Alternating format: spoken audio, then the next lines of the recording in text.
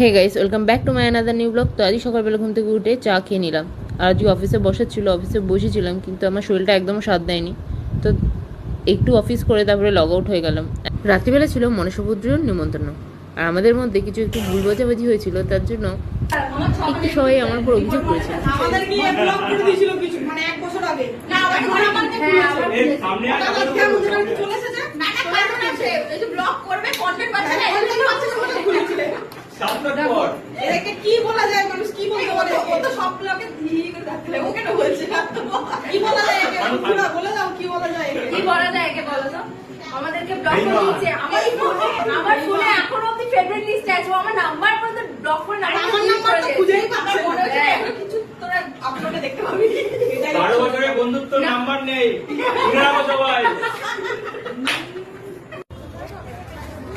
আজকের মতো এইটুকুই রইলো, দেখা হবে।